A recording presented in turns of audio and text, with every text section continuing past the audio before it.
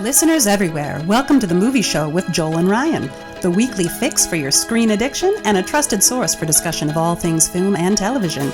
Please keep in mind that for the purposes of this podcast, Joel and Ryan are not acting as journalists, but rather fellow moving picture enthusiasts.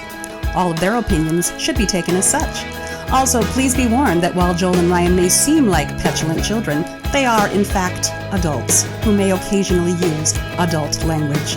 While they promise to bleep out all the worst words, it's a good bet you will still understand what they were saying. And now, with no further ado, here's Joel and Ryan.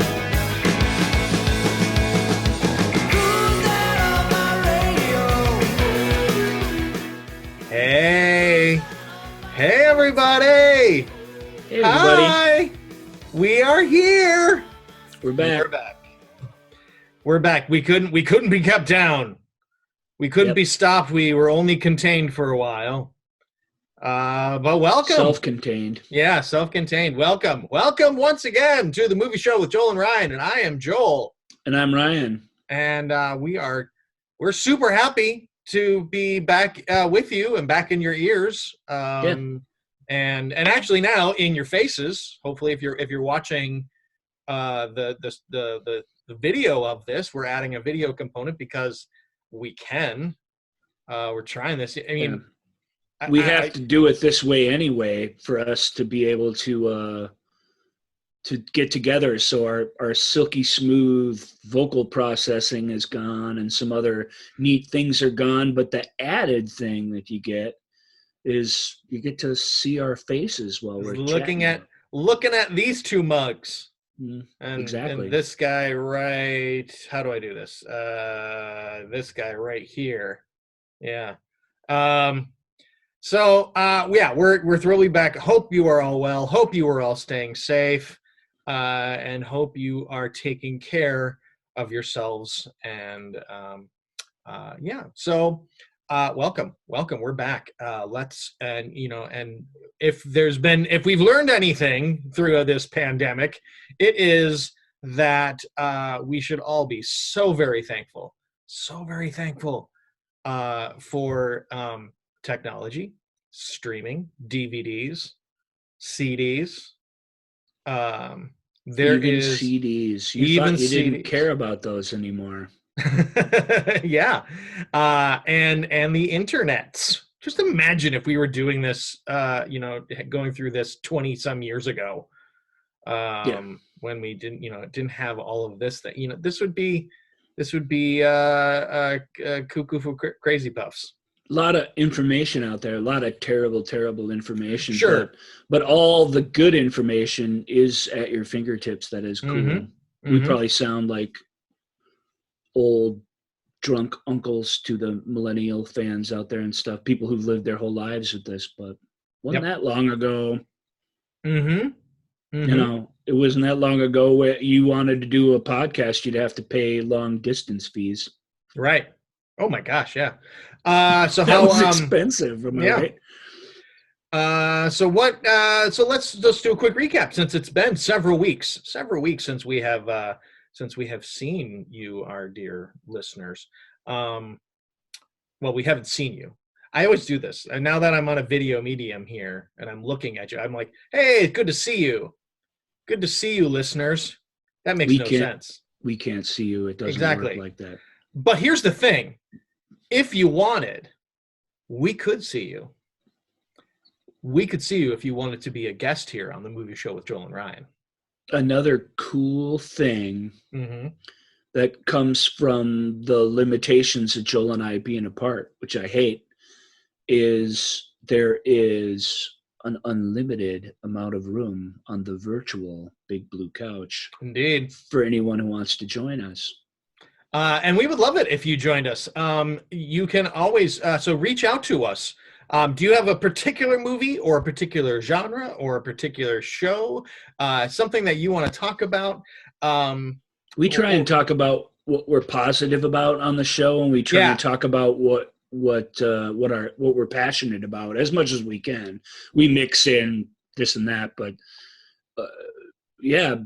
bring all you need to be on the show is I guess you got to have Zoom on your computer, some sort of some sort of camera and microphone. It works on a phone. It works on a tablet, whatever. Yeah, I mean, obviously, we would love it if you had a video component. So if you had a smart device or a laptop with a camera. Yep. We'll set it up and you can, and I'll send you the willingness Zoom link. and a want to do it, and something to talk about. And we'll still do a lot of talking. So we won't let you dangle on the movie show. And we won't make you look bad. Believe me, there's no way you could possibly look worse than us.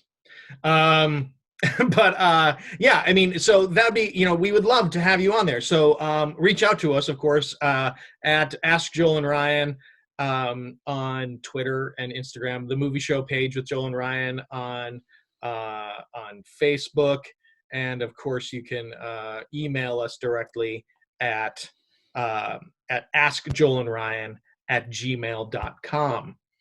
And and of course we're gonna be putting this on our YouTube channel too, so you can watch the video stream of this or to see our lovely faces. Yep. And when we, and we'll if you're on our show, you'll be up on the video stream too. And so that's another place you can check out the movie show is on our YouTube page, which is hold on a second, it is. Oh, it's just the Movie Show with Joel and Ryan on YouTube. That's what you want to look for. Is make sure you're looking for the Movie Show with Joel and Ryan and our amazing logo. It's there. Yep, it is there. So so Ryan, how you been doing? Everything going all right? Anything as well as could be expected. Yeah. How about you? Pretty good. I am, as I've talked about many times, I do have a elementary age son, so I have been full on in teaching, homeschooling mode, which is it's a thing. Doing the best we can, as we all are. Unfortunately I have lost a lot of work. So I'm all the theater seasons sort of wiped out. Are they hoping to do at least the Christmas show or no? Well, I think there's an aim for a lot of theaters is that, hopefully this fall, but again, how willing our audience is going to be to come back. I think people, I know I personally am hoping that the Christmas shows something in the world has to change first, and it really hasn't changed. And so because it's not just it's not just, well, once you're in the theater we'll put a couple seats between each person or whatever. You got to get people in and out of the theaters and and in and out of bathrooms and stuff. So there's a lot of just the escalator going out of that theater at the end of a show is a tight fit. I know that my wife, who works for the Guthrie Theater, is she's in meetings all the time discussing these very things, and I know talking with other performers and other directors around town that other theaters are trying to figure out not only when they're going to be able to reopen, but is there any sort of content they can be putting out now. I'm also on a lot of phone calls with members of the Actors Union, trying to figure out what, as performers, do we need to do? What do we need to do, and what do we need provided for us so that we feel good going back on stage? So it's a lot of stuff. There's a lot going on. And it's no different for anyone else in any office or any restaurant in America. It's all this has to be. There has to be some sort of plan that you can reasonably trust. But if someone out there had an easy way to do it, we'd all be doing it. So. But one thing that we all know that has been consistent and has been kind of universally what's the word I'm looking for, that we all are sort of on board with, is that there is plenty of stuff to watch. Lots of good stuff out there. I think that we're showing that we're in a really a real boom time for the quality of television shows that are on there. There are plenty of good movies that you don't lose a lot by watching in a home experience. Obviously, theater, with respect to theater exhibitors who are just hit incredibly hard by this, the content that's already out there, and definitely streaming, and not just the streaming and the technology of it, which is obviously really useful, your television experience, over the internet. The way they make even conventional TV shows now, with longer sustained arcs within the narratives and than what we had growing up, all that extra connective stuff makes for great stay-at-home viewing and view at your own pace viewing. And we talked about that on the show. That's not news to anybody. We're all been living that for years now, close to a decade, really. Yeah. But it didn't just change, now this is all accessible to me. In fact, I think we've crossed the threshold where it gets less accessible, because there's so many service providers now that you don't feel like, it doesn't feel like you're turning on a TV. You've got to point your money in all these specific directions and prioritize what you want to watch and what you can live without. But the way shows are written and done, the way when somebody gets a green light for 10 shows or 8 shows or whatever it is, the way that even if they've got some grand plan for seasons of content, a penultimate episode is a kind of thing now, and a final episode of a season is a kind of thing where they're writing them in a way that are like final chapters in a novel or final acts in a play. I think we're benefiting. I mean, at least I like that. I think we're benefiting from that. Yeah. And I think on every level in the show, the actors, everybody getting to play characters that have something consistent to play from week to week. That's neat. Very much so. So that's what we want to talk about today. Is Ryan and I thought that we would share with you some things that you can fill, that you may be able to fill your time with, that you might enjoy. There's obviously plenty of stuff we've already talked about in our I don't know how many episodes we've done now. Do you know how many episodes total we've done? Yeah. I mean, let's just say like 300, 400 episodes. I think that's what we've done. But no, so I mean, we've talked about plenty of movies, plenty of television shows that you can check out. Obviously, anything, our episodes where we talked about the Starship and space station cruise, one season wonders. Hey, there's what a great time to check out a show that only made it for one season, but everybody is going, oh my God, you got to, Hey, Joel. Yeah. I'm not a crass or a like a jokey locker room talk type of guy. Yeah. In real life, but this is show number 69. Up top. No, 60. Yeah, woohoo! Yeah, up top. No, it just happens to be one of the couple of numbers in that range that is also a double entendre. Right. I apologize for that. But that's where we're at. 68 shows in the can, plus a test, plus a guest spot we did on a podcast yesterday that we'll post to the page. Absolutely. Maybe you've already seen that, because that will maybe come out before this, maybe not. I don't know. Yeah. We're not in control of that. But yeah, 69 shows, so that's still a lot. Yeah. Hey, what did we do last year? 48? I think, yeah. In 1 year. Yeah. This year it will be less. This year will be less because we took we took a COVID break. Yeah. But so yeah, that's, well, hey, 69 shows. We were that's back when we thought, well, we'll give it 10 shows and see if we like this, see if we're having fun. So, Right. Hey, looks like we made it. Anyway. So just because we're going to give you some suggestions, old and new, for things to stream, don't forget that you always have the movie show with Joel and Ryan. We got plenty of that just waiting for you to tap into. Check out our sitcom finales episode if you want a sitcom finale, and then you can go back and start those episodes or start those shows from the beginning if you want. Lot of streaming suggestions in that. There's a lot of some good streaming suggestions in our spaceship and space station cruise episode way back in season 1. There's some great suggestions in what was the episode that we did? One hit.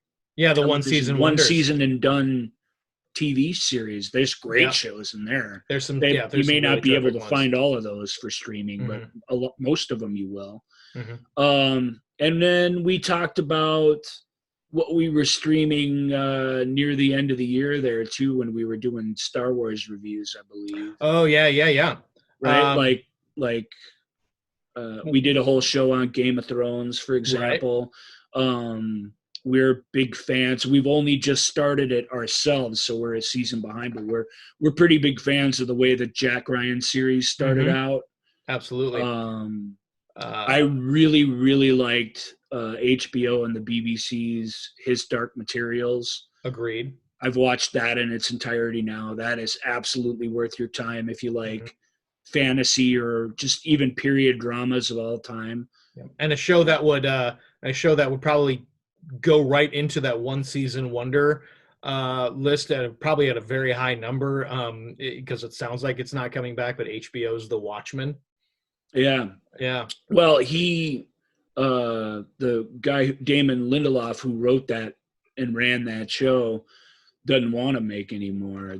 That's what HBO I mean. would love it if he would. Yeah, that's what I mean. He's kind of like, well, this was my idea. Here it is. Here it is. So I don't have any more ideas for how to extend. It would be kind of cool if it was left to that. It would be pretty unconventional. Certainly, if that show was never revisited again. Watchmen was extraordinarily good.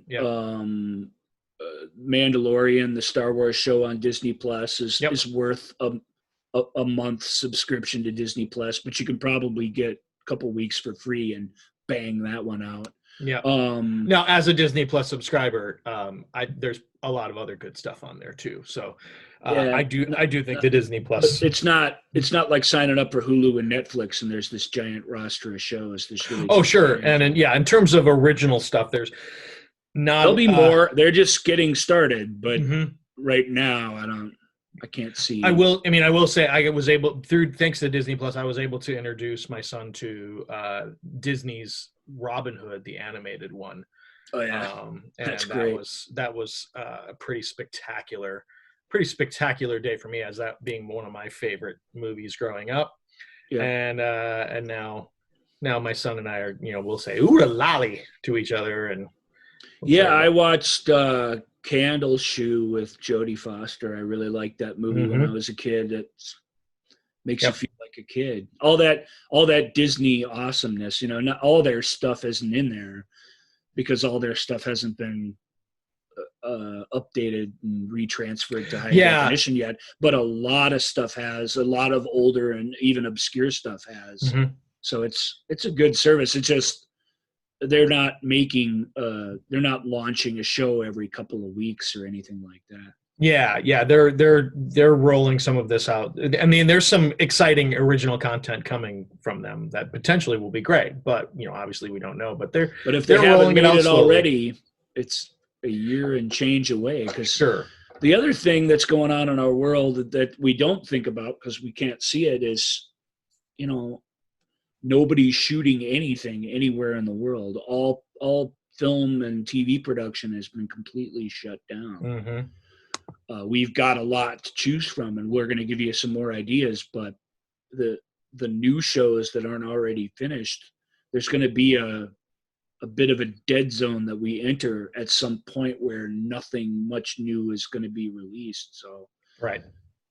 Did I miss any good? The Crown we talked about. The Crown is spectacularly good. The Crown is great. I will say in terms of there's also if there's something you really are enjoying and you want to deep dive, I would also fully recommend. There are lots of shows now that are being revisited that are doing essentially watch along podcasts. Like this, except it's a show. Yeah, but it's like they'll go episode by episode and and it's like Scrubs just started one with Zach Braff and Donald Faison, and more Scrubs. I'm just saying if that's something you like. The Good Place was great. The Good Place, the podcast, is an episode by episode breakdown of each. A friend of ours did a Bob's Burgers reading yesterday. Oh yeah. You mean one of our friends in LA? That's right. Yeah. Oh, really? One of our Bob's Burgers superfan friends, if that gives you, that's a hint, by the way. I know of one of those. I only as well. Yeah. Great. Well, I didn't listen to it. Nor did I. Because even The Good Place, is it The Good Place? No, Park and Rec. Yeah. They did one. Parks and Rec, yep. You got to watch that, but I still haven't. I wasn't first in line to watch it, but Extra Park and Rec is good. So there is stuff. I watched it. It's great. I'm listening to actually The Good Place, the podcast is now done a podcast episode talking about how they were able to make that all happen. So that's not a extra Good Place, which would be shameful, I think. But behind the scenes, a discussion of it. Mm-hmm. There's a lot to talk about with The Good Place. That's in our sitcom endings episode. Mm-hmm. We love that show. For some reason, you haven't watched that. It's wonderful. Yeah, but obviously, there are other shows that you don't need us to talk about. Right. The list is long, right? Yeah, that are currently going on still. Some of them Stranger Things, Westworld, Outlander. Right. So there are plenty of shows. If you're into romance novels with tons of rape scenes, you cannot do worse than Outlander. Right. Everybody gets raped in Outlander. Everyone.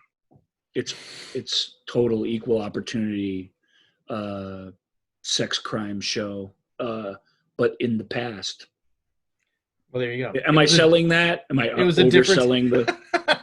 Well, you're selling it to a very niche audience.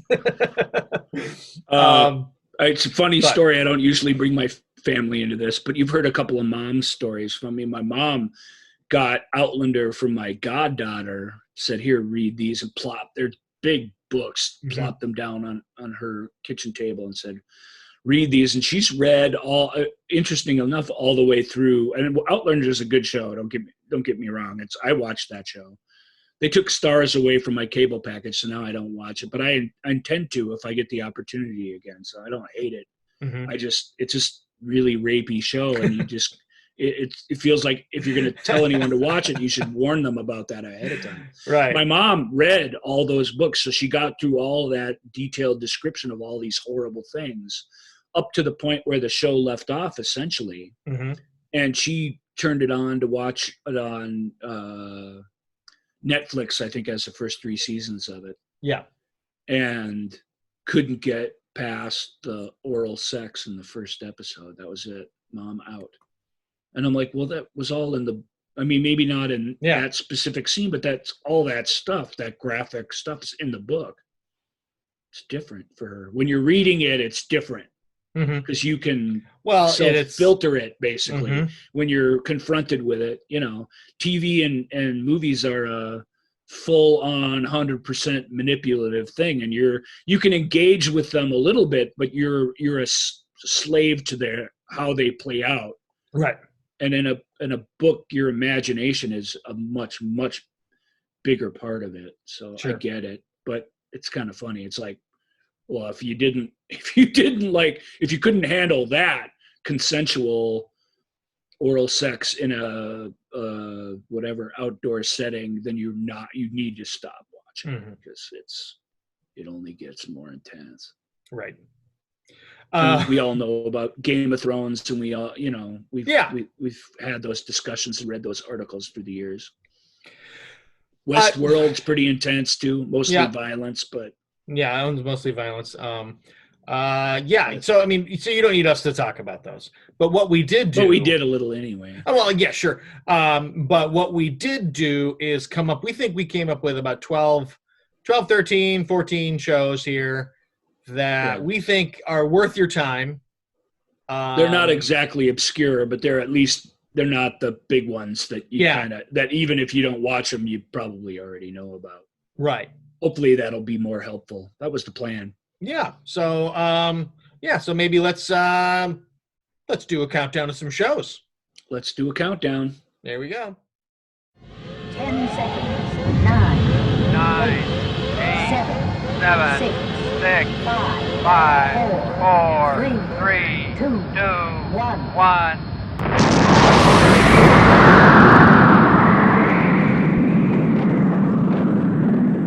So the first episode, the first show that we're going to talk about, I admit, not a great show. In fact, I know Ryan does not like this show at all.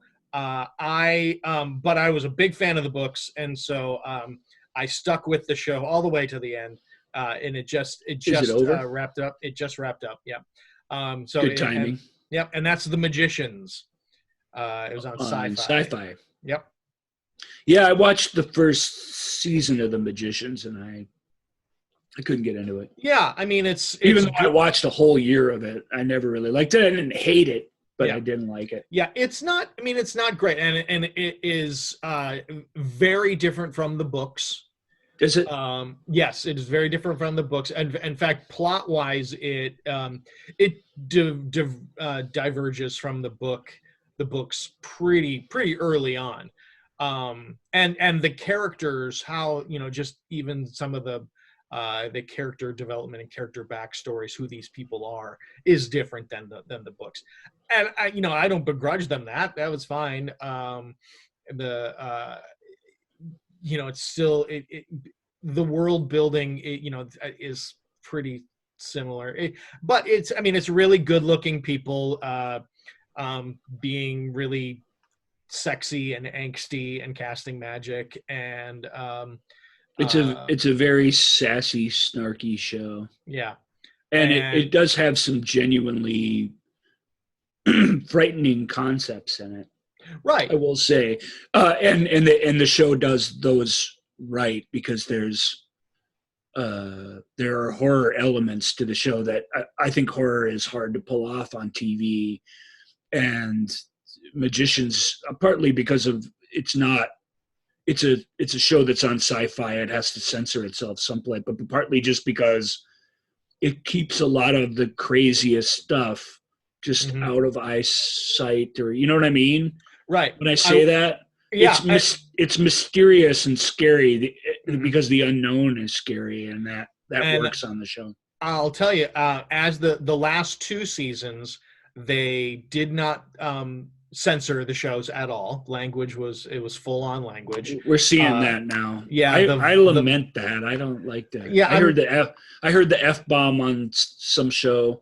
I saw Better Things, which is a pretty good show on AMC, where mom and daughter were just calling themselves the C word back and forth repeatedly. Yeah, repeatedly, and I was just like. Yeah, so we're certainly on what used to be sort of considered basic cable.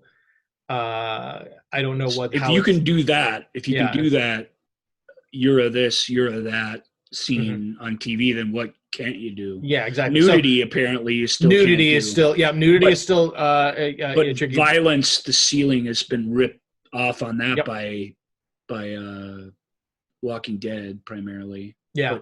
And everything that's followed in its footsteps. Yeah. So anyway, The Magicians make a case for that, because I don't think The Magicians is worth it. It's not garbage, but I didn't like it at all. Well, it is. I mean, here's what I would say. It's absolutely popcorn television. It is a soap opera with magic. It is like a Melrose Place with magic. It's really good-looking people, dealing with their angsty problems. And there is an element, especially each season, I will say there is some large plot line, some quest or some big thing that they're trying to either stop or that they're trying to make happen. So there is an overall arc for every season. And the characters, like I said, the characters can be a little angsty, can be a little emo, but they're really good looking people. And so it's not something you need to. And they're not bad actors by any stretch. And they're not bad. Yeah, they're not. It's a good. Everyone that's the one thing that kept me going more than anything else is the actors are good. I just never warmed to the characters. Sure, the actors are good. That's why I bailed on it. Yeah, the execution of the episodes, the visuals, the sound, everything. It's executed really well. The show looks great. Well lit. I remember that. Yeah, and I will say that I did warm to some of the characters. That's as a boyhood wish fulfillment of wanting to have magic. It's and especially even into my teen years. As a teenager, I would have loved to have had magic. These are slightly older than teens. These are. Your college age. They're college supposed to be. They play on screen even older than that, but that's what they're supposed to be. On TV it feels more like this is a graduate program. So even older than a traditional four-year university. But so I mean, I don't think it's amazing television. It's certainly not groundbreaking television. It's a very sex positive show, and gender positive, gender fluid show, which I'm all in favor of. So it's my case for it is if you're just looking for something, because there is room for, especially in your life right now, just to have something that you can sort of let yourself get. You don't have to invest too hard in it, but you just sort of like, oh, this is just silly fun, and oh, this is just kind of, and aren't they? This is sexy, and it's I liked this show for that reason. It's the kind of show that I would. I'm gonna watch this show. I'm gonna knock out an episode before I go to bed here, and just kind of like, oh, it was nice popcorn television. So I couldn't. I'll just. That's all true what you said. I couldn't engage with it because I couldn't. Tonally, if the harbingers of doom are coming and the world is ending, your little spats and squabbles just mean nothing to me. And the show is at least equal parts the latter than it is the former, and the balance. I would absolutely say that, in the first season, and again, as a fan of the books, even though it's story-wise, it's different, and some of the characters, the way they are portrayed in the show versus the book are different. It does still sort of capture the essence of the world that was created in those books. So the actors are great. That really helps. It really does. Right. Yeah. Awesome. So next up on our list is a show on the Epix network. I don't know how wide-ranging Epix is. Probably not terrible, but they've got a half dozen original shows or so. And the backstory with Epix is that when Starz and Comcast, I don't know what it's like for all of you in Time Warner land, or if any of you guys even have cable, Epix has an app and you can subscribe to it for whatever it is, $6.99 or pretty low end streaming rates. But I got exposed to the Epix shows because when Stars went away, Comcast gave us Epix for free to make up for it. And it's Stars shows, Outlander we talked about, and the other big one was the Michael Bay pirate show with Toby Stevens. Black Sails, was that it? Black Sails. Yeah. I mean, Black Sails is off the hook in terms of production value and that sort of thing. And is a pretty engaging show. But so Epix isn't operating on that scale, but they're, sometimes limitations encourage creativity, and I think you're seeing that with some of their smaller stuff. But what's the show? I can't remember. Belgravia. Oh, right. Yeah. And okay, Belgravia is not even really a pro Epix argument. That's a pro Downton Abbey argument, really. Sure. It's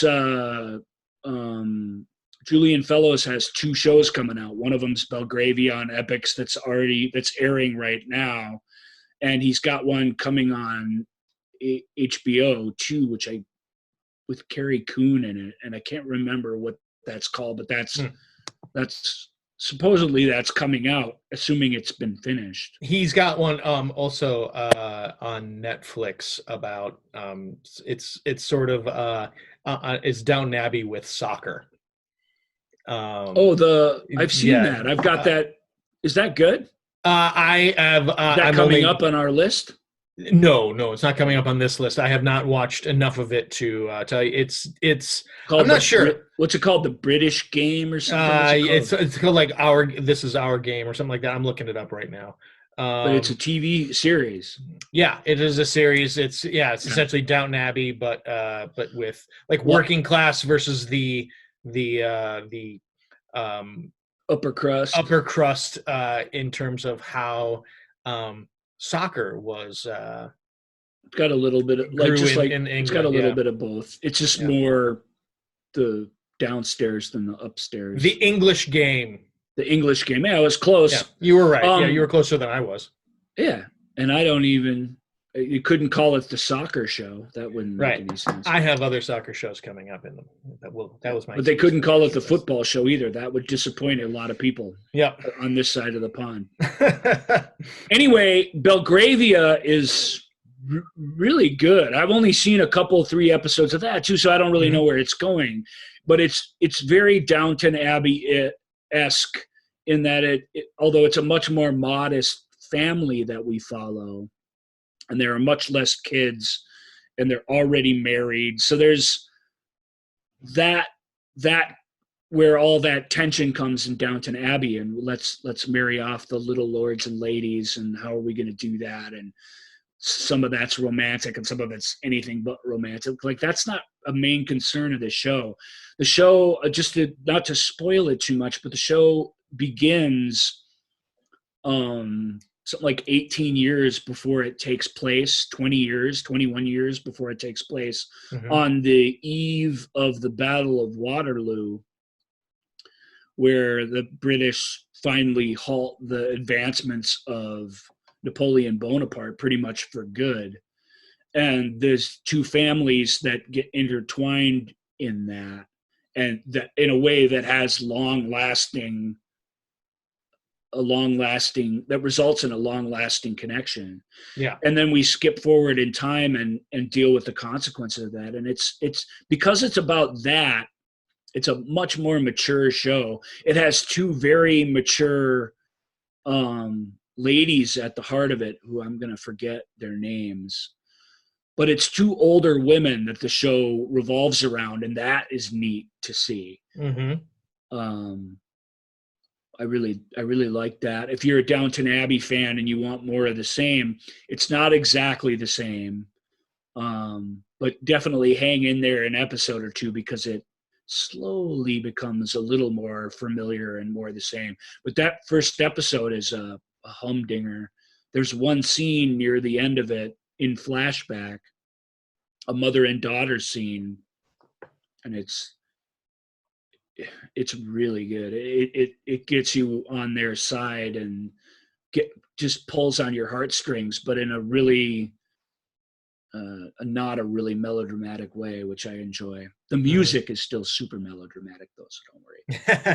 Oh, Tom Wilkinson's in this. Oh, Yeah. that's cool. Who are the two women? The Well, are we talking about Caroline Countess of Brockenhurst? yeah, She won that's Harriet. So Harriet Walter. Harriet Walter, who's genius and is really Uh-huh. really good in the show. And then the other one Alice is Eve's also in this show. Let's see. There's Alice Eve's great in it, but that's not who I'm thinking of. okay. Yeah, no, yeah, but let's Alice see. Eve, when she wants to, can really bring out the ugly.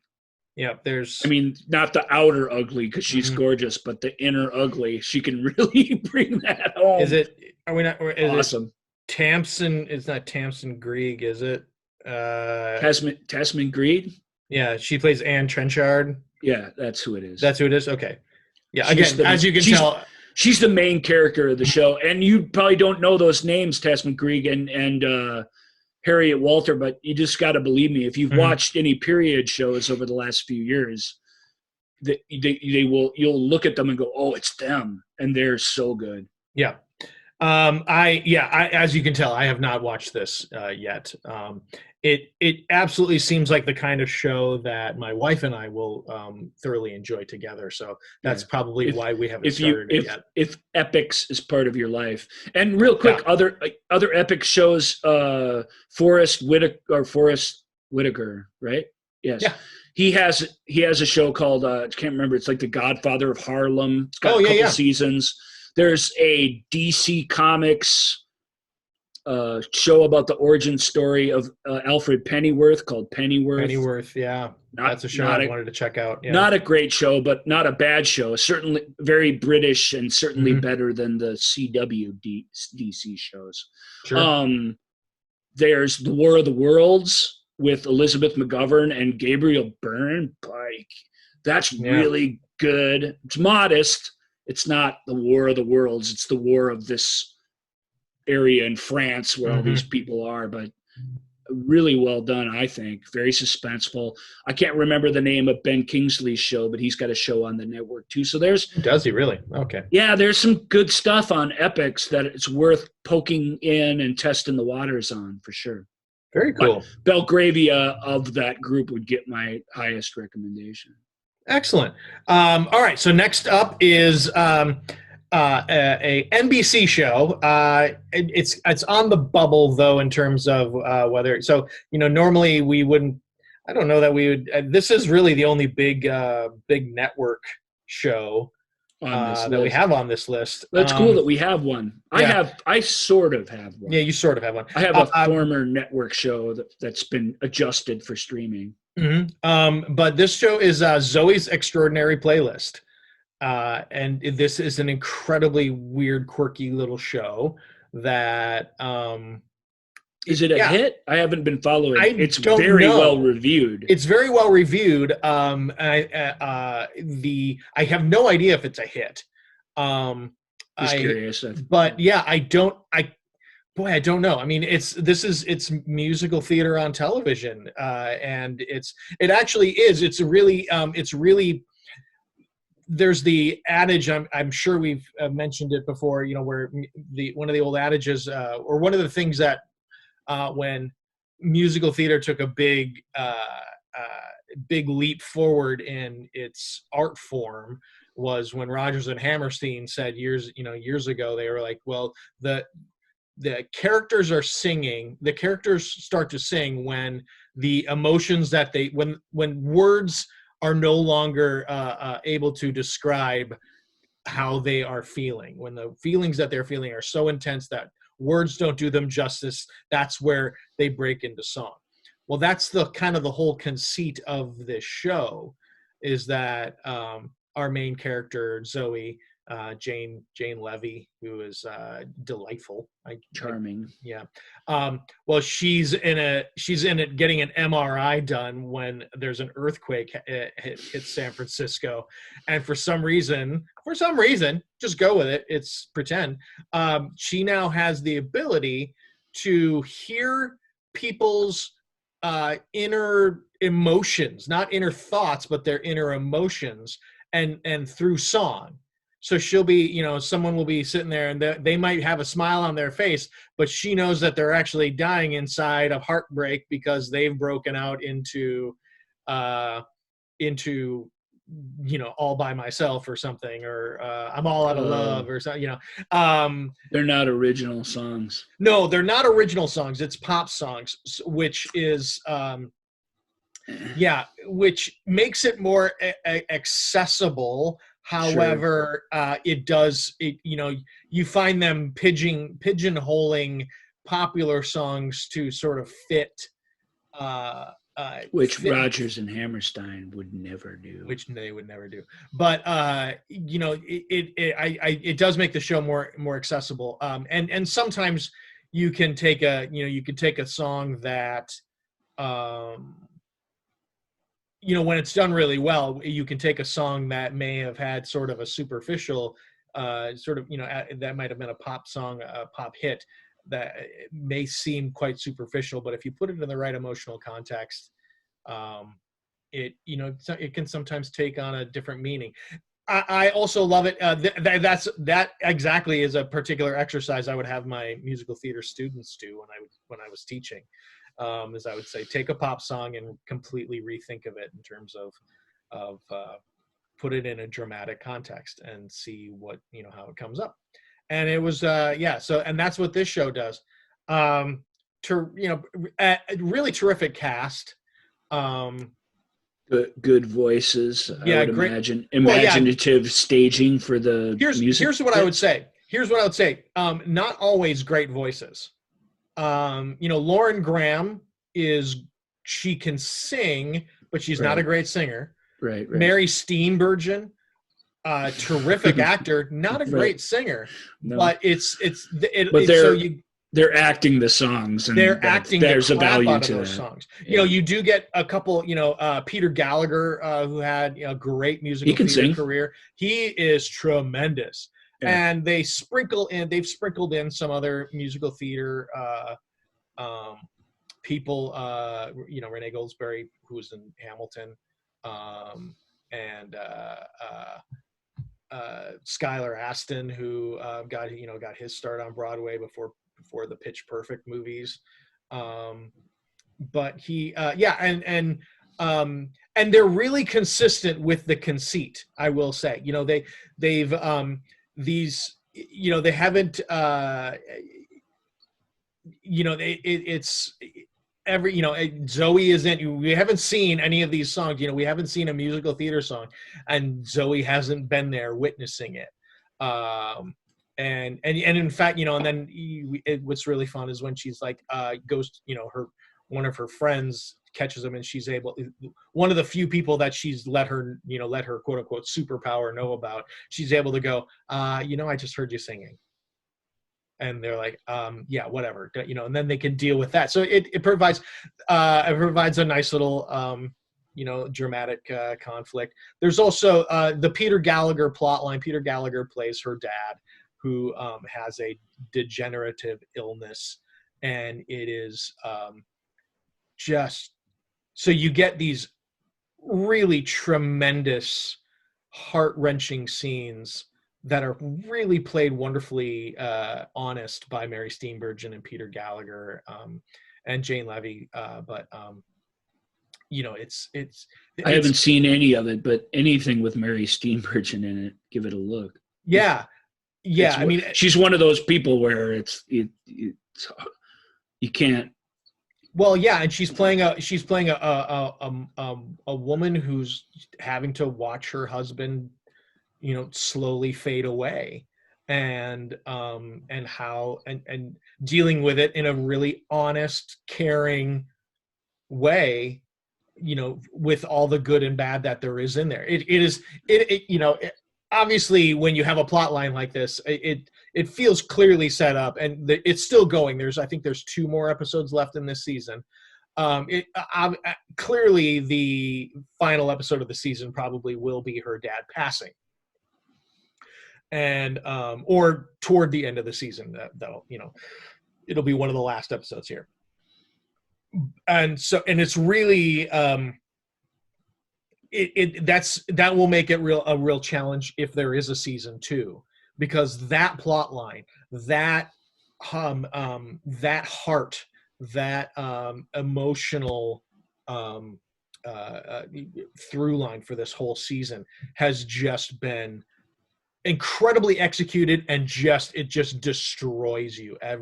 When they have to do the hard stuff, they're able to have some fun with it. I mean, you try to make the best. They're still loving people, and it's really, there's some fun moments.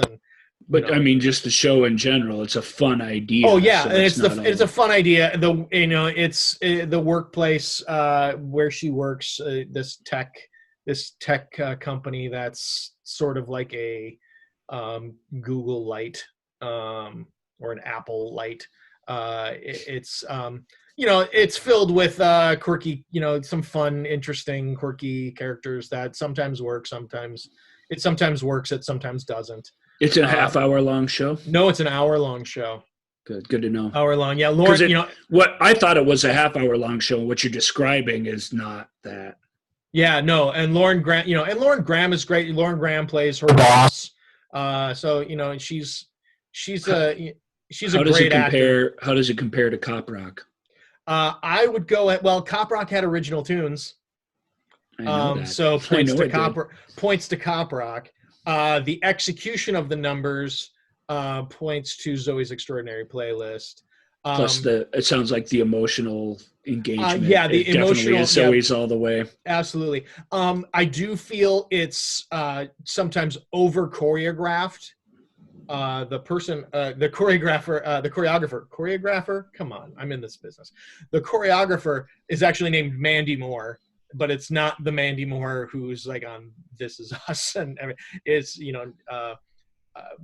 but it sometimes feels over choreographed. Where I personally, my aesthetic would be to let the actor act the song a little bit more instead of dance the song.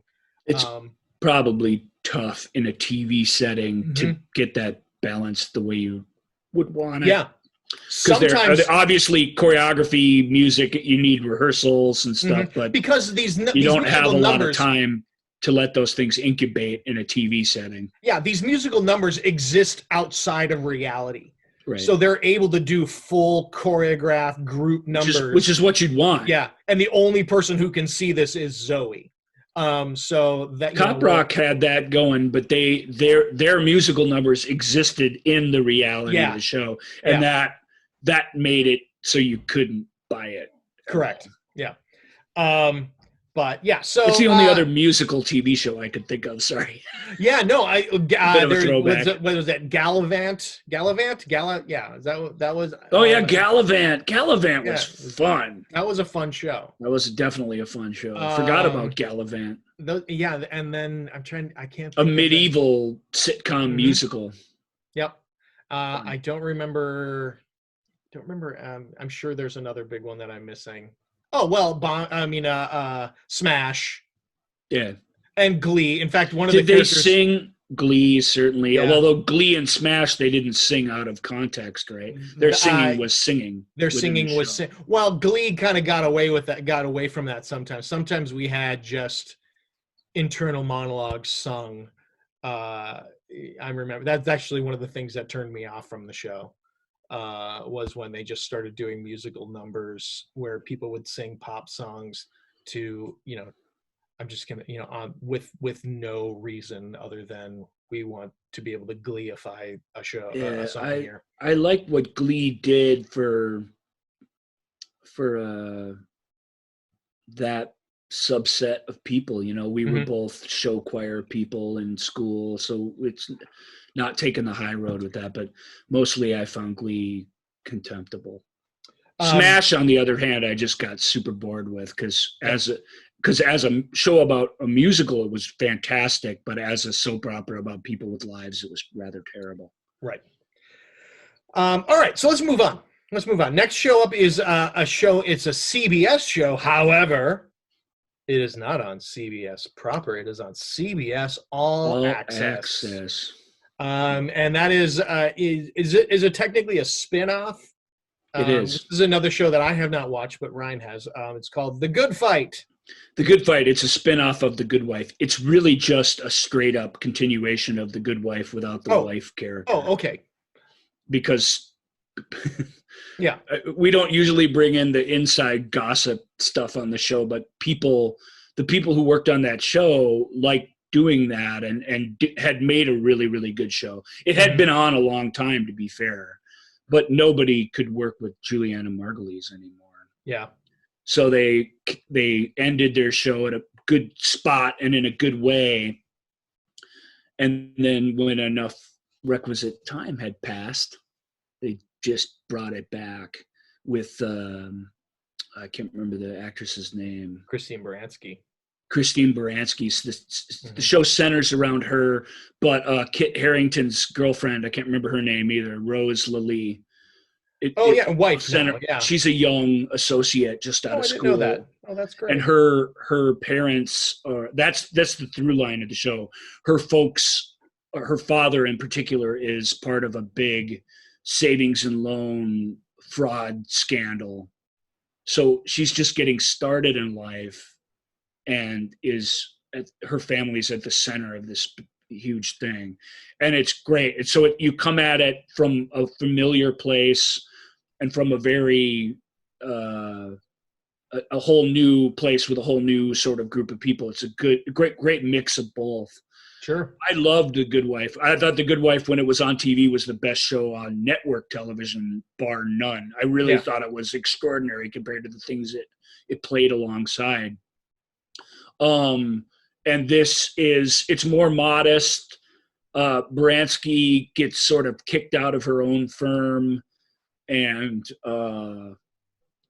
a primarily African-American firm with, I think, exclusively African-American partners who focus on economic and social justice cases, adopts her, and she brings her goddaughter, this other character, along with her because she can't find a job anywhere either. Mm-hmm.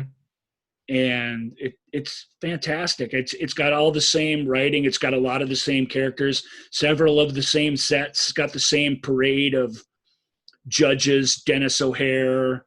I can't remember the woman from Saturday Night Live, but she plays a judge on the show. She's fantastic. Michael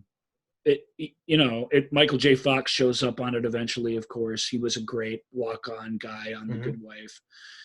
So Gary Cole, that relationship, Christine Baranski's character's like previous familiar relationships are intact.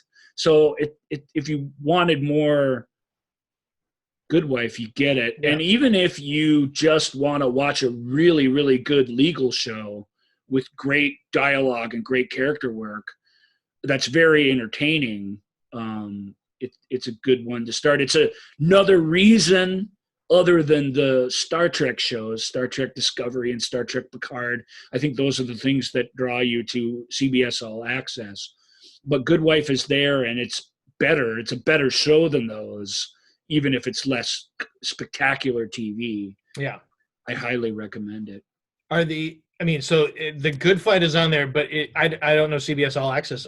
Is like The Good Wife, do you have access to the older episodes of The Good Wife, or is it just I've found my way around actually subscribing to CBS All Access. Sorry. That's all I'll say about that. That's all we'll say about that. Don't know, but the answer is look it up before you join if you want to watch Good Wife. The answer is almost certainly yes. Yeah, I would think so. Are there. That was not just a CBS network show that was produced in-house by CBS Studios, so it has to be there. Sure. I think. All right, so let's move on then. Now, next is I think Good Wife was on Hulu for a long time too. Oh, I'm sure. Yeah. Next up is an FX Hulu show.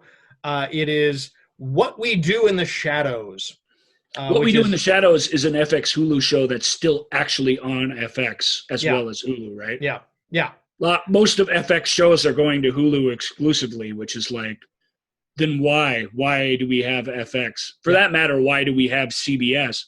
But that's getting us off track. Right. I'm sure it's What We all Do in the part of- Shadows. It's a spinoff of a movie that was really funny. of What We Do in the Shadows movie.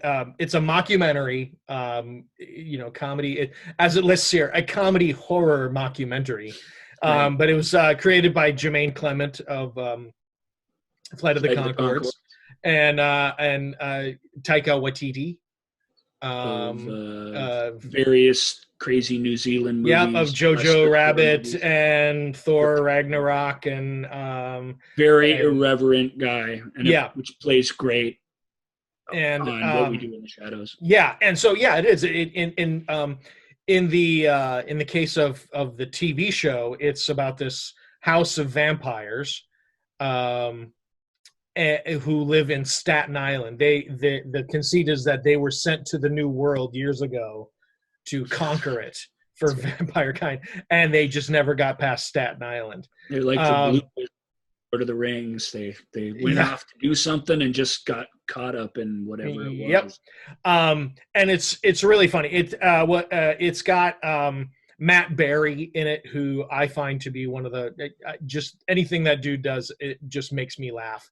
Yeah. Really funny. Yeah, I find him so funny. And and it's just got just a really Jermaine great... Clement. I mean, anything he's gonna work on is worth your time for the most part. He's really great. Yeah, and it's so it's got these. There are 4 vampires that live in the house. 3 are sort of your traditional, what we know of vampires, and then the 4th one is what is he called? He's an energy vampire. And the idea is he's so boring, he just sucks the energy out of you, and that's what he feeds on.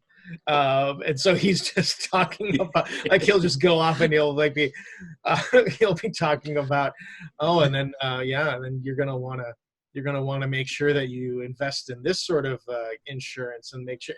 The idea is he's just boring you.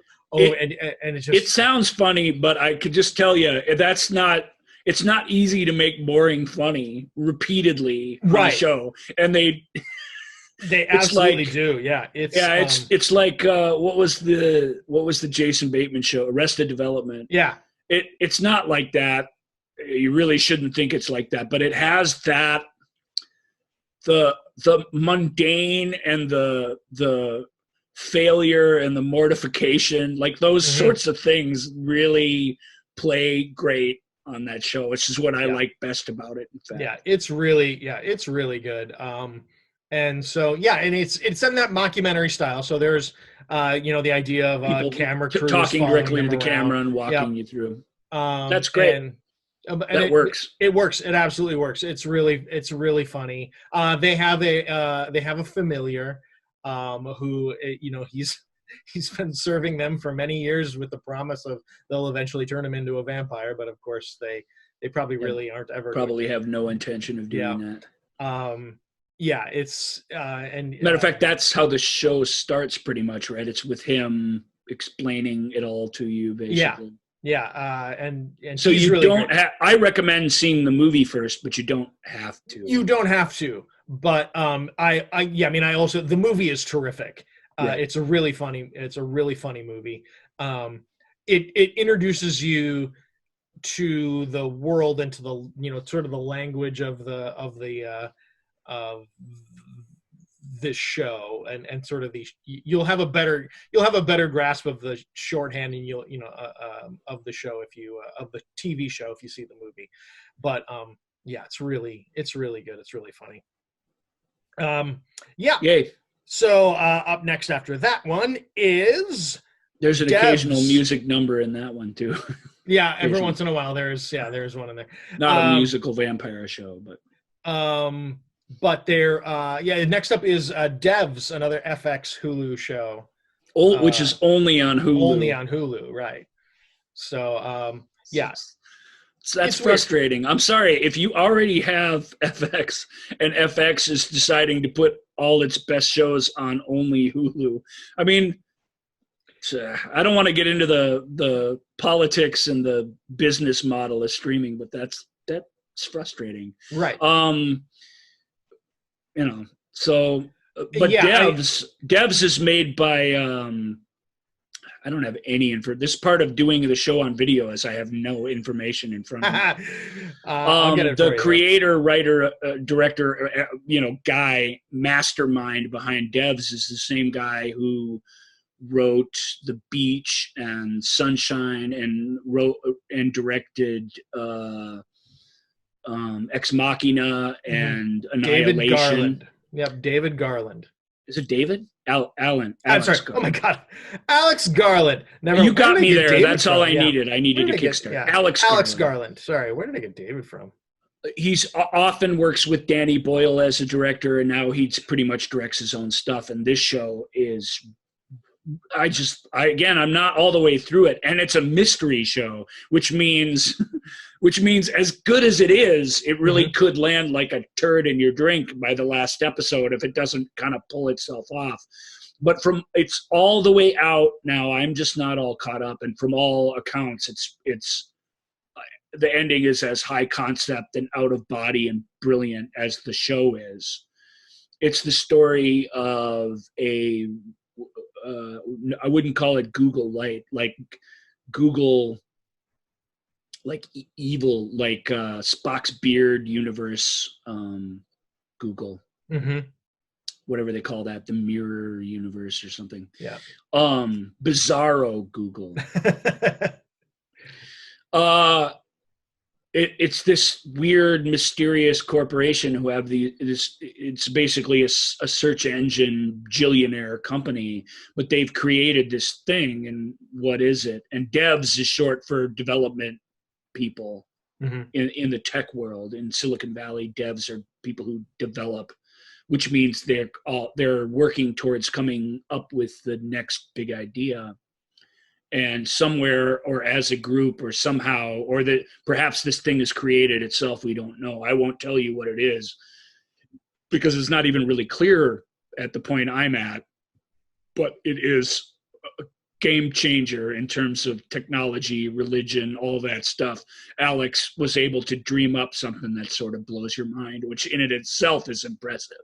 But like all shows, it's great because the characters in it are great and fully realized. The young woman at the center of the show, who's investigating a death to someone that's close to her, and Allison Pill, who super diverse actor who's really, really good, it turns out, at playing ghostly and blank and like mysterious, which I always thought she was best at letting it all hang out emotionally, but she's great in the show. And best of all is our buddy from Park and Rec. What's his name? Nick Offerman. He's the head of this company, and he's this sort of ego driven, it's just amazing. He's really, really good in it. And I will also give a shout out to the guy who plays his henchman, who's left over from The Good Wife. He was the divorce attorney on that show, and he's Zach been in Grenier. Zach Grenier, yeah. He was in Twister. He's been in hundreds of things. Great character actor. Yeah, he's great. Yeah. He's great as well. But it's really Offerman that sort of blows my mind. He's so good in it, and so Sonoya type. Yeah, Sonoya Mizuno, who plays So it's really their show. Yeah, that's the two people, the good person and the bad person, if there is such a thing on the show. It's hard to say, but I know it's not going in a crowd-pleasing direction because Ex Machina didn't, and his adaptation of Judge Dredd didn't, and Annihilation certainly didn't. Right. So you have to brace yourself for what is gonna come, but the journey is perfect. Very so cool. far. Very cool. All right. Up next is oh man, I love this show. IFC show. Brockmire, man, that show had no business being as good as it is. No, it really didn't. Because often it's as bad as you'd think it would be, and yet it's still really, really good. Yeah. Brockmeyer, Hank Azaria plays he plays Brockmeyer. Kent Brockmeyer, who's a play-by-play baseball announcer. And it started as a one-note stand-up comedy joke. Well, right? It was not even a stand-up comedy. It was a character that he just started doing on the Rich Eisen show. This baseball announcer who, even when he's off mic, can only talk and describe things in full-on baseball announcer mode. Yeah, that was the joke. It was a one-note, one-joke character. Yeah, every story. And the funniest bit, right, is when he comes home to catch his wife sleeping with another guy, and they're in the middle of it, and he starts doing the play-by-play of it, and has this breakdown. Yeah. And the premise of the show, and I promise I'll let you critique the show. I'm sorry. No, it's all good. Just to get to the heart of it, the premise of the show is he loses it on air, and he relives this traumatic experience that he has and has to go. He's an alcoholic. He goes into the weeds for years, goes on a worldwide binge trip when he can't get work in baseball, and he goes to work for a minor league team in the South. Oh no, in Pennsylvania, in in Pennsylvania. In Pennsylvania, in the middle of a depressed former steel town. So anyway, he goes to work for a minor league team to try and rehabilitate himself and get back to the one thing that he loves, which is the game and being around it. And it just doesn't always go as planned. As a matter of fact, it almost nothing in that show almost ever. It's got Amanda Peet. Amanda Peet plays. She's the owner of the minor league team who has the idea of bringing Brockmeyer. She's a big drinker herself, so she sympathizes with him to a certain so these degree. These are two, Jim Brockmeyer and Jules. I can't remember her last name, but they're two incredibly broken people. Yeah, very, very, like, you really love them both, but they're very self-destructive, and that part of the show is real in such a great way. It's not a tremendously dramatic show. Even if it's quiet, dramatic moments, it's still very funny. But there's a lot of humanity that is relatable somehow, even though the situations and the farcical situations they find themselves aren't relatable at all. Yeah. That's the fun of it. Yeah. So that show's in its final season here. It's got 4 episodes. The final season of Brockmeyer is almost a totally different show. Yet it's still great. It's bonkers because it takes place in. Don't tell them what it. Don't tell them what the last season takes place. Yeah, So it's it's bonkers. It's crazy though. It's weird. It's funny. It's talking about Hank Azaria took this character that he just started doing for no reason other than it made Rich Eisen laugh. Make Rich Eisen laugh, exactly. Yeah, and it's turned into 5 seasons? I believe that's 4 right. seasons. Hold on. 4 seasons. Yeah, 4-season IFC show. It's really and funny. if you love, it sounds weird, but if you can tolerate depravity and you love baseball, you really shouldn't be missing it. But you don't have to like or even get baseball to watch it. So you get it from all sides. It's very, very clever. I like that. I like Brock. And frankly, if you hate baseball, you probably will like this show too, because it's very critical of baseball. But at its heart, I think it loves it too. Or I don't think you'd see George Brett or Joe Buck or some of these people show up on it if somewhere in it didn't love and care about baseball. But it is super critical of it. I agree. Definitely. Very satirical look at the world of baseball. Man, every time Joe Buck is on there, he fools me for 30 minutes into making me like him and feel like he's an actual, okay human being. Well, to be fair to him, he's always had a sense of a good outside sense of himself and a sense of humor about himself, and that's what the show requires. The show would be more brilliant if they could have gotten Costas to stay on, instead in that role. But whatever. And I also want to point out in the 3rd season, there's a plot line where J.K. Simmons is another sports announcer, and there are some scenes with J.K. Simmons and Hank Azaria that are some of the finest sort of comedy drama mixed together.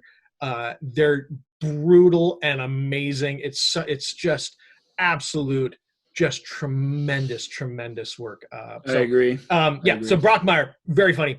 Next super up funny and tremendously moving at times. And it's and it's only 4 seasons, so you can check. And they're short seasons, so you can't. Indeed. Go wrong. And it's a short show. It's only a half hour.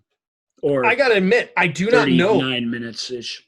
I don't know this next show at all. CB Strike, Cinemax. CB Strike were British mystery novels that were written by J.K. Rowling in England. She wrote them under an assumed name to see if she could, not just because she wanted to, but to see if she wrote them under an assumed name to see if they wouldn't be popular without her name, basically. Get out. I didn't know that.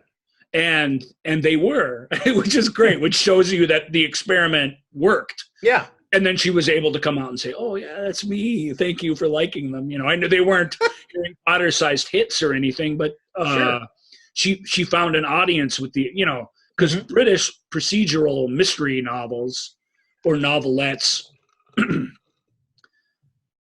are in great abundance in Great Britain and here. So she was jumping into a pool that was already full of a lot of people that already had a lot of loyal followings. It's no different in America. The mystery writers just keep churning out the same detectives solving a bunch of different crimes over hundreds of books sometimes. It's nothing new. CB Strike, though, is a great show. It's do you have that up in front of you? I do. Who plays Strike in it? The detective. I can never remember his name. I can picture him. Tom Burke. Tom Burke, who's I believe he's an Afghan or an Iraq. I think it's Afghan war veteran. So he's got some medical issues because he's a man of action who kind of can't do a lot of stuff that he used to do. I believe he's got a fake leg and some other things, back problems, and he's got drinking problems too. Why not? But he's a private detective in England, and his assistant, who's looking for some meaning in her life and who really brings him to life in a fun way, is played by Holliday Grainger, who's a spectacular British actress. And her just inherent liveliness, inner liveliness, and her bubbliness on the outside. She's not a vacuous character by any means, but she's such a lively screen presence. I don't know how else to say it. And he's such a dour, downbeat dude, even when he's playing a musketeer on a different show. He's just the combination is nothing we haven't seen before, but it's delightful, and the mysteries are fantastic. I can't remember who carried it. Channel 4 is somebody in England, but if you're an American like us, Cinemax has it here. So if you've got like I think that's the only way to see it.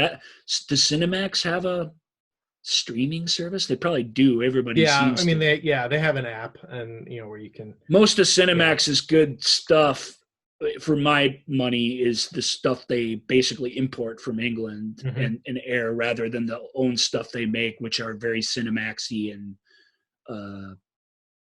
very I don't know what you call it. Very, very Cinemaxy. That's good enough. That's as good of a descriptor. But CB Strike, I loved it, and I'm desperate for there to be more.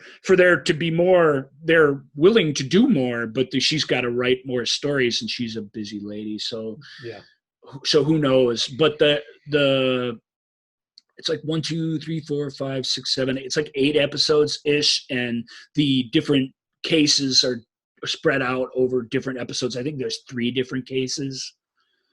It's great. Looking at how it's broken down here on it's a great British crime show. I think it's fantastic. It's not unlike Sherlock in terms of the cases and the complicated nature of the mysteries themselves. Sure. And frankly, the characters aren't that different than on Sherlock. They're not brilliant savants exactly, but it's got that same, the chemistry between the people is everything. Sure. And they get themselves into some serious situations that we see a lot on TV, but that we don't feel the trauma of. J.K. Rowling was very interested in exploring the trauma of violence. And, it starts with a character whose whole life is that. Mm-hmm. And it introduces an innocent into that world. And she's great and she belongs there, but she doesn't come out unscathed either. I love it. CB Strike's a great show. Everyone should watch it. Very cool. Because it's for everyone, right? It's a crime. Mm-hmm. It's a private detective crime show. Who doesn't like that? It's great. Yeah. All right. Next up is it combines two of my favorite things in the entire world, and there are actually two shows here at this next one because they're similar, but they're both documentaries about soccer teams. Can't beat that. Yeah. The first one is on Netflix called Sunderland Till I Die. Amazon Prime has their version, which is called Take Me Home, Leeds United. Sunderland Football Club and Leeds United Football Club, both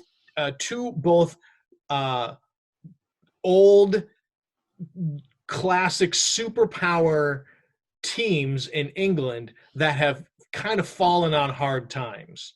They don't have a documentary, but I'll throw my Newcastle in there as well. Right. I will say now that with live sports being gone, NBC sports documentaries and NBC Sports Network, who usually carries the English Premier League, they're playing a lot of the shows that are on in England, that are just like chat shows, or there's like this show called Gary Neville's Soccer Box. Gary Neville was a former soccer player, and he sits down with other great soccer players, and they just kind of watch matches or watch clips of and they talk about the whole process of the whole life of how you can how the history of that player and how he got to where he is, but also like, how did you make this move? How did you score this goal? Do you remember how, what was going through your mind when you made this, and I love that stuff, man. I love it. I love it basically for any sport. I love it for sports that I don't care about. I'll watch stuff like that. A documentary is a different thing than watching the sport itself. I'm not into watching any of these replay games or anything, but exactly. But I'll watch a well-told story about anything. So Sunderland Till I Die. So Sunderland used to play in the top division in England, and over the course of 2 seasons, they have a promotion and relegation system. It's like where, like, if you were the worst team, if it were baseball, like if your team was the worst team in the league, the next season you would have to play in the minors. And the team in the the best team in the minors would then get promoted to the major leagues. So and they have tiers of teams going all through England. Which, from a competitive standpoint, it makes Premier League football really, really kind of awesome. Yeah. From the people with the most money never lose standpoint, it makes it more corrupt and terrible. So there's kind of this dual edge to that system where you can argue its merits, but you can also see its pitfalls. Right. Too. Right. And so Sunderland went from playing in the top league, and over the course of 2 seasons, they were relegated twice. So they're playing in the 3rd division of English soccer. Ugh. And yet they still have, because of the players they have, that some of the players that I have on contract, they can't afford these guys anymore because they don't have that revenue coming in, especially like from TV. Right. Which means it's difficult for them to get better, to rise back to the top. But British soccer being the way it is, the fan base, the intense loyalty amongst the people who follow them is undiminished, Yeah. I guess you'd Yeah, say. and so Sunderland. So you follow the Sunderland Football Club as they try to gain promotion back into the championship, which is the second division, and then they're trying to get into the Premier League. The Amazon one, Leeds United. Leeds is another team that was at the highest of highs. They were playing in the biggest competitions in all of Europe, and then they just went on a free fall. And they have worked their way back. They're in the second division of the championship league in England, and they're fighting to try to get back into the Premiership. So you have these, and they're just wonderfully told, and you follow the fan bases and the people behind the scenes who are trying to make. They all have new ownership, and they're trying to find the money to get these players and live in. It's, oh man, I just love it. I just absolutely love it. I would just add that it's not. It is a sports documentary, but it's really a cultural thing that you get to learn about when you watch it. Mm-hmm. You learn about a unique part of a different culture that I think a lot of folks over here more than ever, but still not many know much about.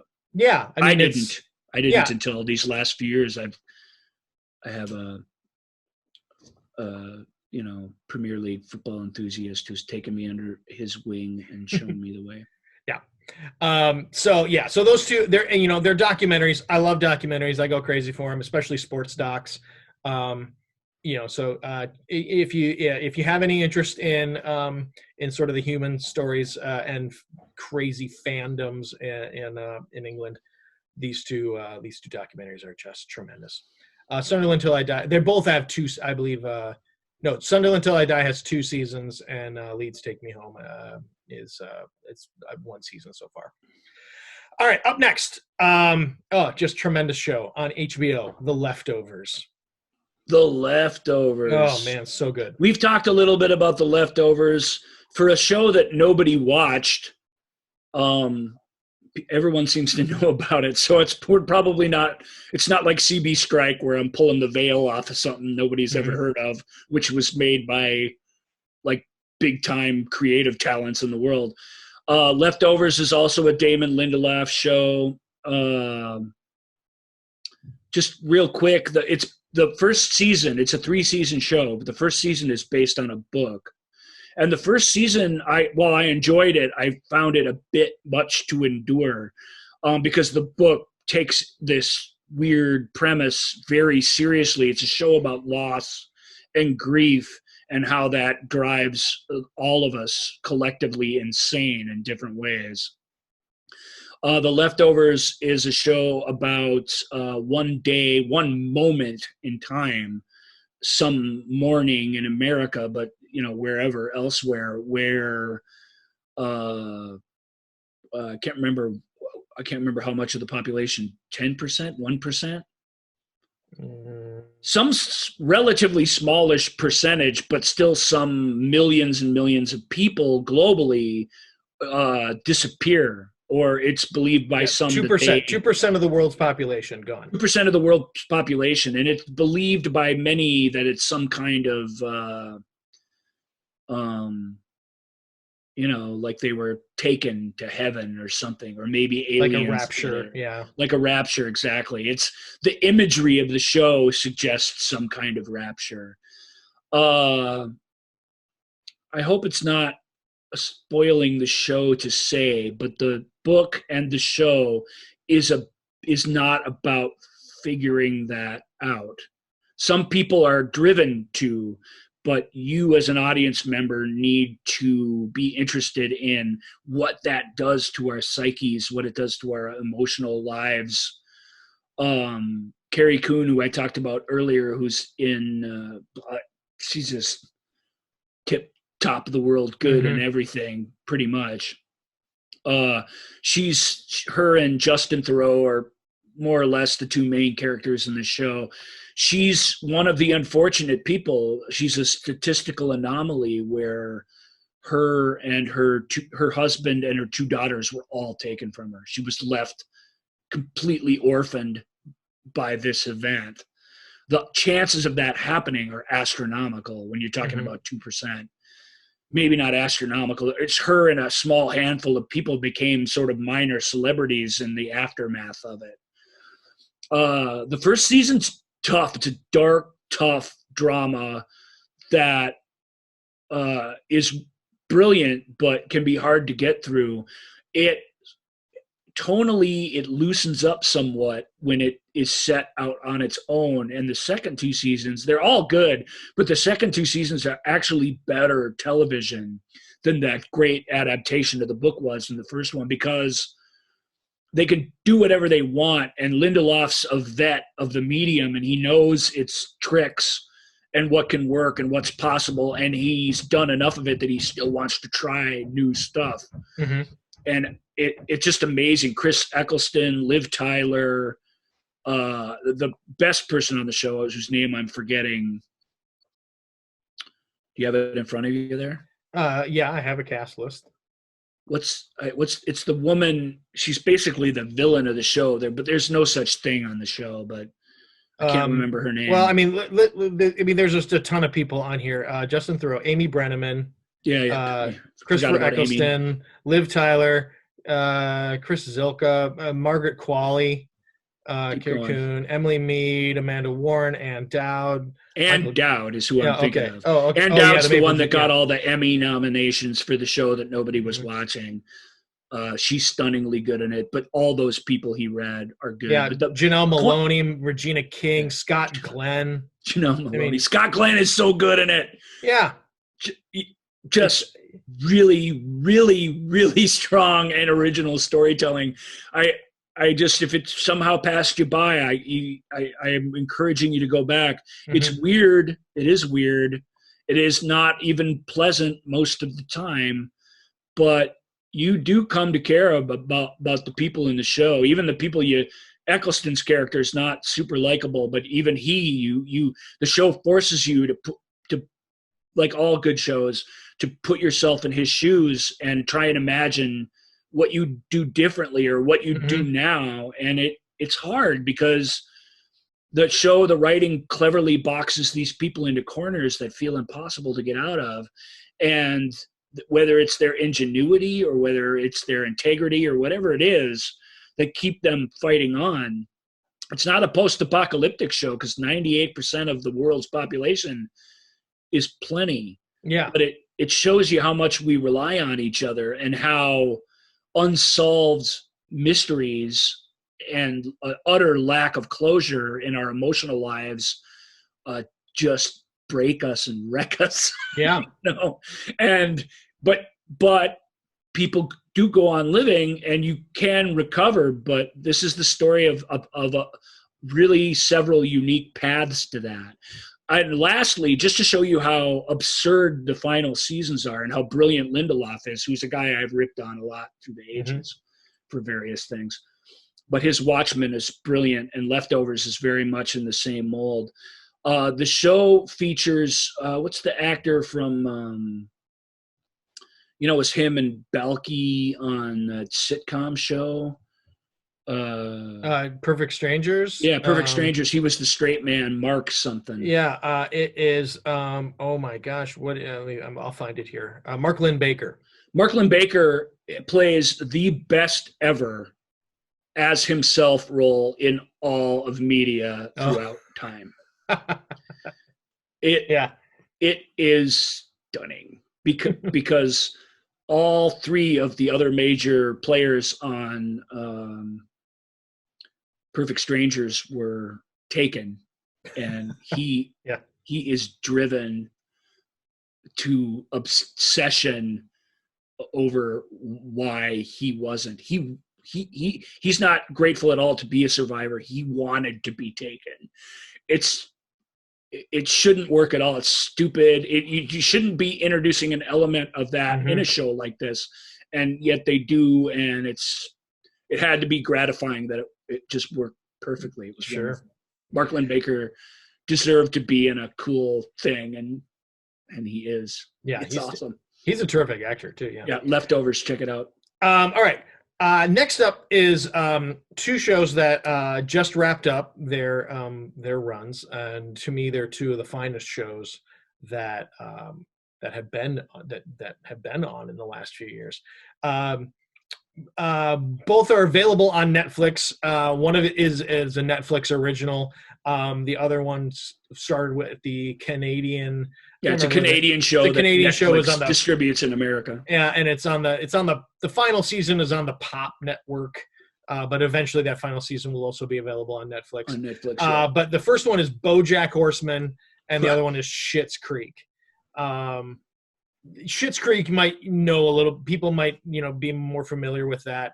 Well, it's at the top of the list for a reason. I think a lot of people do watch that, but if you haven't heard of it, or if you've heard of it, heard it's good, and just haven't watched it yet, Schitt's Creek is insanely good. It's creation of Eugene Levy and his son Dan Levy, mostly Dan Levy.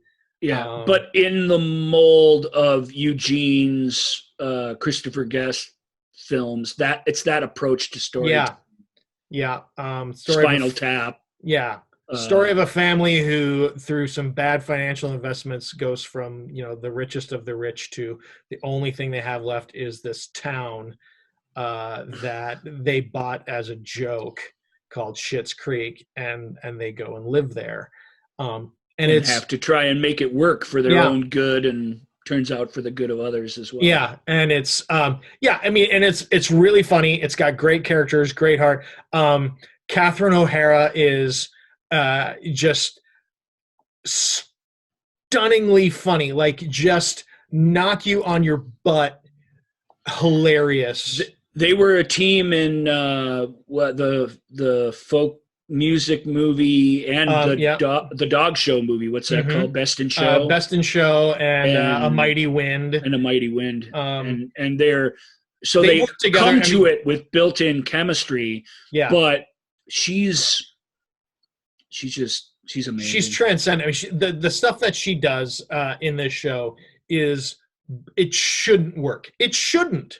It's so bizarre and over the top, but she's just so funny. Taking a step outside the show, it's so just utterly courageous and brave of performance that you just can't believe when you're watching it. It's great. It's bonkers. And so Schitt's Creek. I mean, I can't. We'll move on from Schitt's Creek. I just wanted to make sure to get it in there because it is so good. Just ended. Everybody agrees that the ending was all time good. It's so good.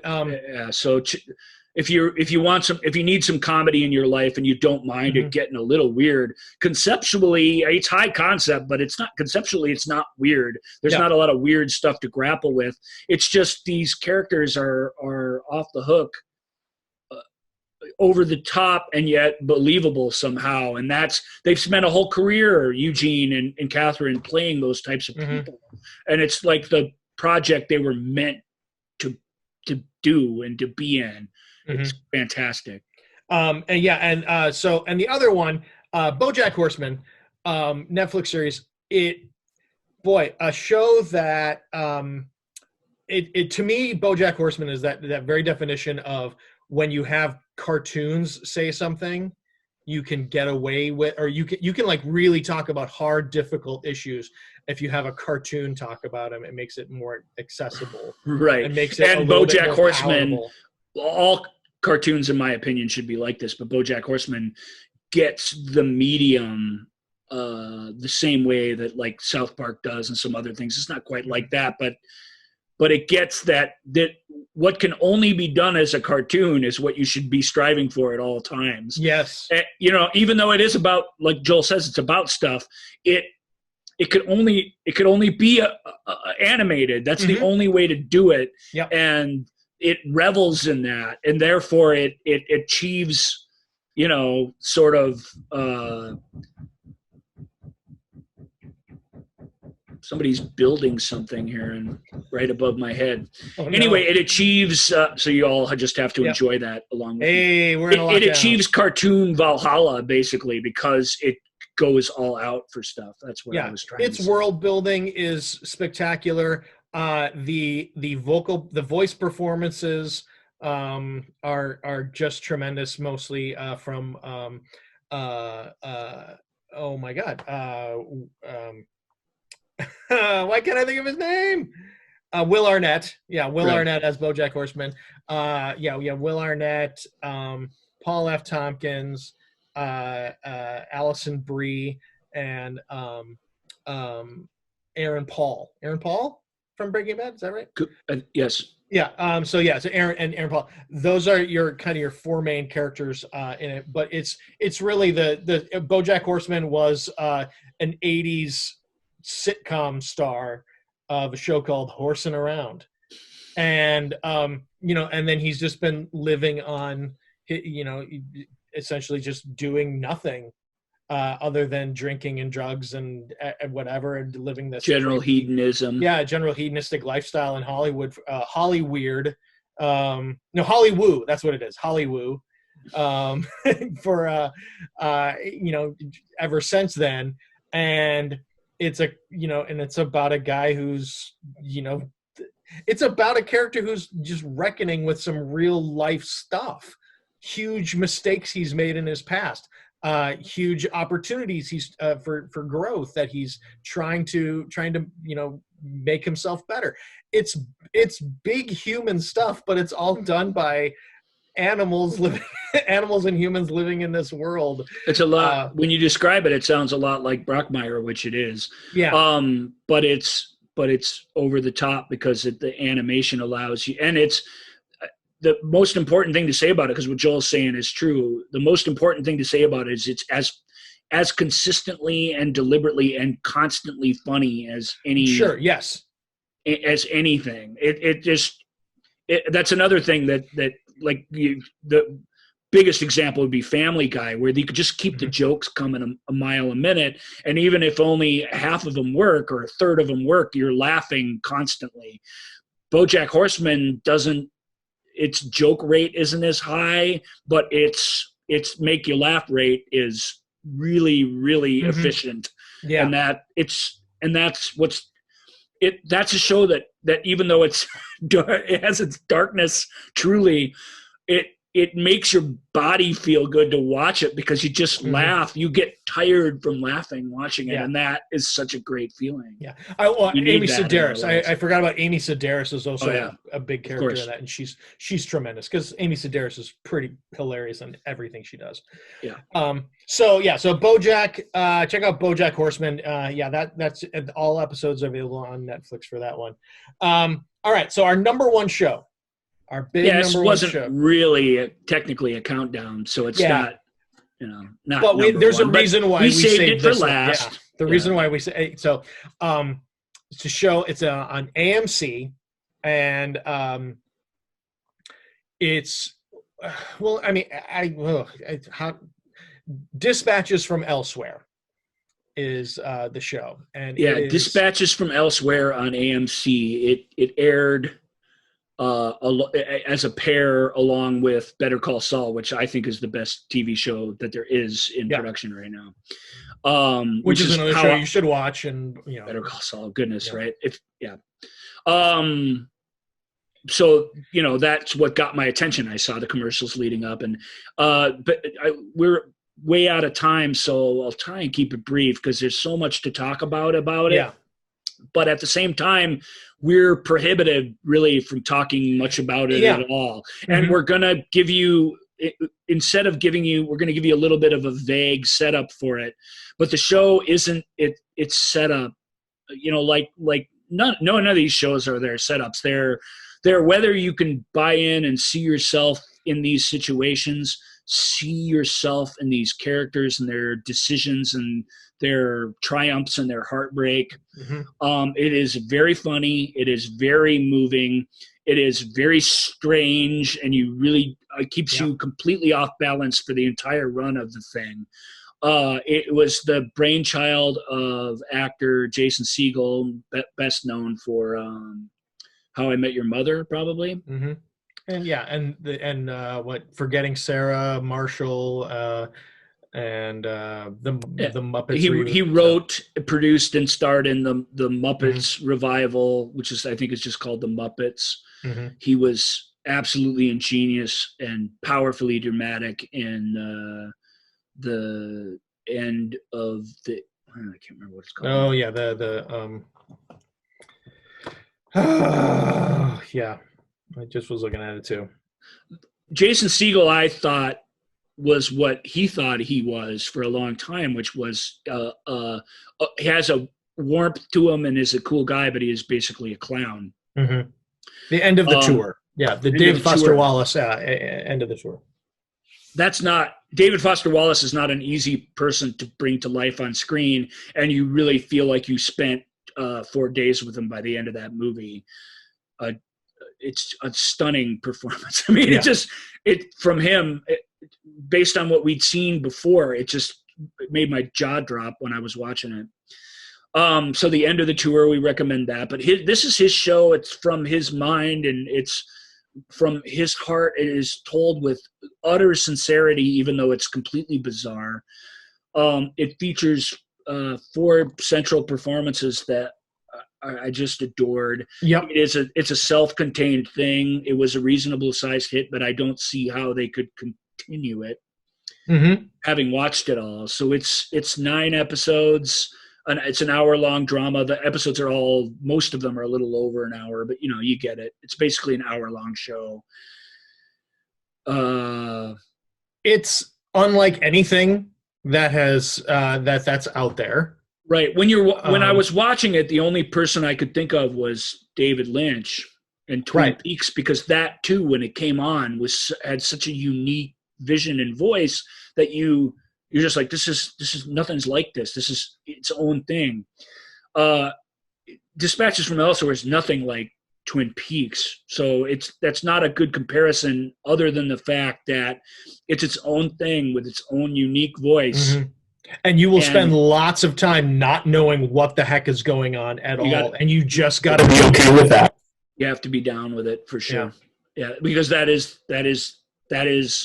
not necessarily the point of the show. You have to roll with the show's mystery so that you can have what's really important in life from one person's perspective, but still a rather profound idea about what's really important in life revealed to you. Yeah.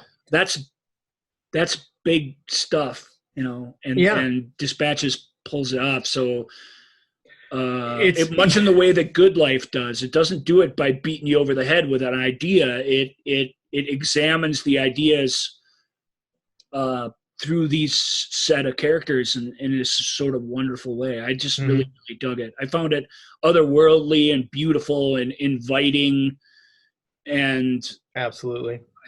I thought it was really incredible. Even though it's over, I'm having. Joel said the same thing. I agree. He's still kind of struggling to buy into what it is ultimately about. Yeah, it's one of those where it's not important because it clearly it comes from the heart, and it can be great. One of those where I'm not entirely sure if I can say I like it, if I can use the word like when I describe it, but boy, am I glad that I watched every single episode and watched every single minute of it. I like it. Yeah. But I'm still not sure. I'm still not sure if I like I mean, I can say I like it in the sense that, boy, I was engrossed by it. I loved the characters. The performances were great. The execution of the show was tremendous. So I mean, in that sense, I can say I liked it. But in terms of the show and the story that was being told and everything, it's the philosophy that you try to decode and try to make sense of, and that's a struggle, because it's not Siddhartha and it's not the New Testament. You have to figure it out, and you have to figure it out for yourself. That's the part of the point of it. Yeah, but so I really greatly admired it, and I'm grateful for it. Yeah, tremendous performances by Jason Segel, Andre Benjamin, Sally Field, Eve Lindley is Richard E. Grant, and Richard E. Grant. So those the 4 of them, and then Richard E. Grant plays a pretty important character as well. But it's mostly those four. It's those other four people, yeah.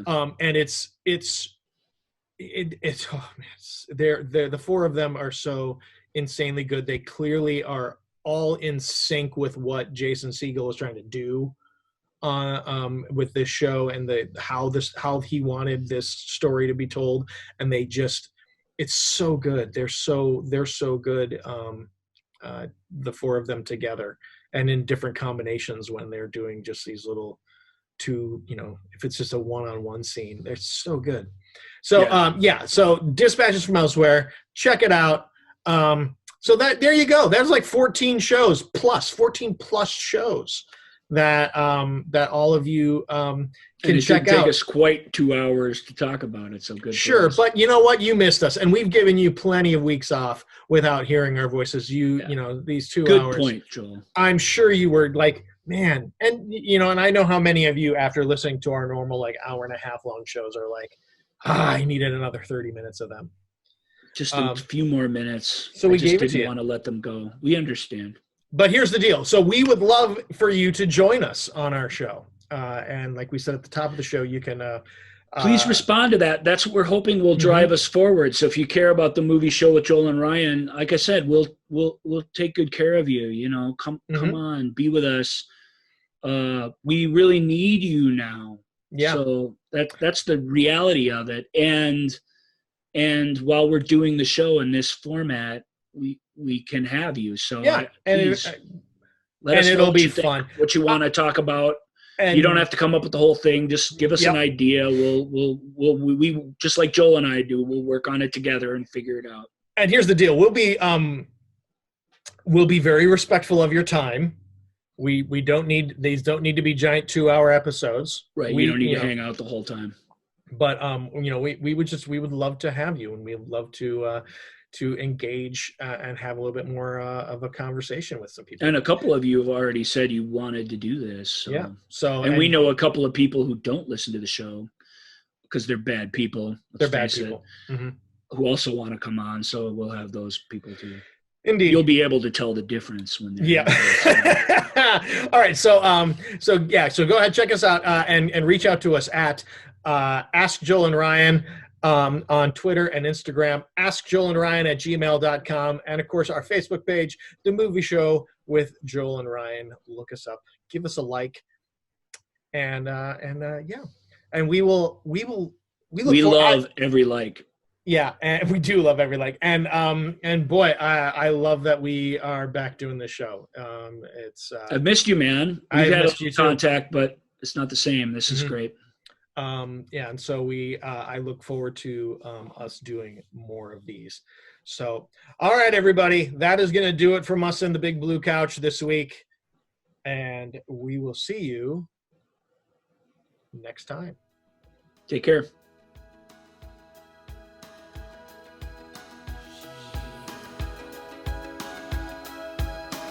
Thank you for listening to The Movie Show with Joel and Ryan. Remember, all views and opinions represented in this podcast are personal and belong solely to the speaker and do not represent those people, institutions, or organizations that the speaker may or may not be associated with, unless explicitly stated. None of these views and opinions were intended to malign or deceive. And now, here's the producers, circa 1982, to play us out.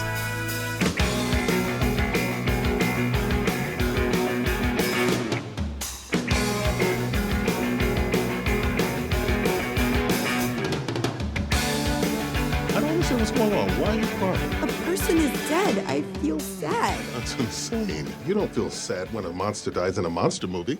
In E.T., do you feel sad when E.T. dies? Yes. He wasn't a monster. He caused a real commotion.